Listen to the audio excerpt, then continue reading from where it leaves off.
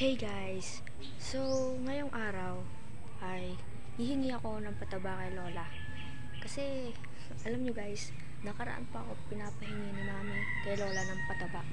Dahil din sa project namin sa TLE. Kasi yung tanim ko doon is talong. So, yun yung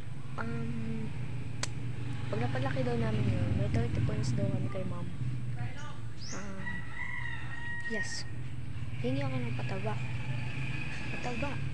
at saka talong, diba? Talong. And wag niyo na din kalimutang mag-subscribe para updated kayo sa padating natin mga videos. So tara, pakita ko sa inyo kung ano yung tanim kong talong. So ang tagal na nito guys, di pa din siya lumalaki, kaya siguro kailangan ng pataba. Kasi kanina sinabi sa akin ni Mami, humingi daw ako ng pataba. Dati pa niya binibigay sa akin. So, kaya pala yung saging na kinakain namin is ilalagay na dito. Yan o, hindi siya lumalaki guys. Yan o, pakita ko sa inyo. Ayan guys o. So, diligan ko muna ba siya? Sige, diligan ko muna. So, nadiligan ko na siya. Di ko na pinakita kasi wag na. So, hihingin na ako kay Lola ng pataba. Titignan ko kung merong pataba si Lola ngayong araw. Tignan ko lang kung ando dun sa bukid si Lola. Tara.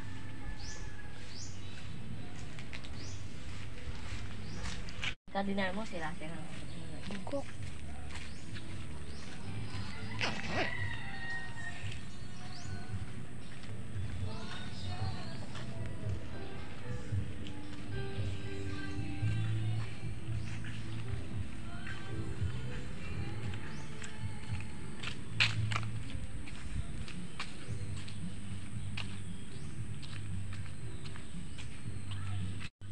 So, nandito pa ako sa bukid. Malapit na ako kay Lola. Nandito pa ako sa bukid. Malapit na ako kay Lola. Tignan natin kung ano doon mo sa bukid si Lola. Let's go.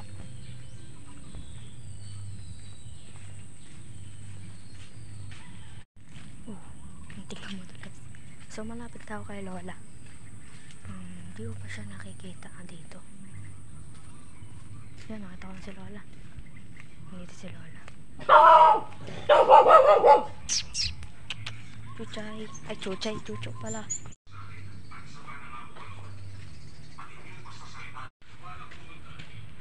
So, yun. Nakihingi na ako kay Lola. Kaya, ko ba? Ay, okay na pala. So, yun guys. Nakihingi na ako kay Lola. Dito lang. Yes. Yung pataba ni Lola namuo. Pero okay na yun. Chop-chopin natin. China-chop-chop ba yun? So, ito na guys. Kaso namuo daw eh. Namuo. Mamayang hapon, update ko kayo. Dumating si Mami.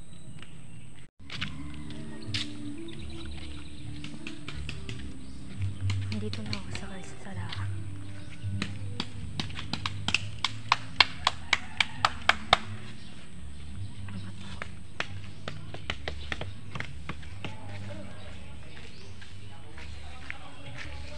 Uy, nandito na pala si Mami. Mami. Mami. Ito na yung pataba. Kaso, namuo daw. Ala, balik ko na lang daw bukas. Ayan, namuo siya. Namuo. Ayan na lang daw ng kutsilyo. Bablaga. So yun guys, kakain tayo. Ito kay kuya, ito akin. Ewan ko kung saan akin yun. Basta kahit saan na lang. So kain tayo guys. Sinigang ata ito eh. Ito alam ko si kuya. Wait lang.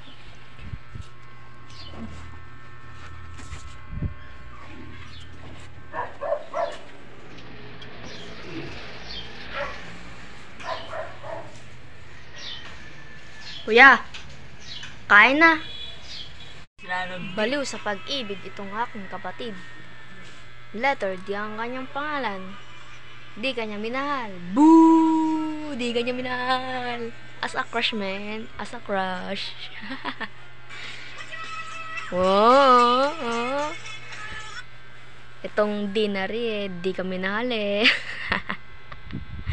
umiibig, di kanya minahal. Hanggang crush lang.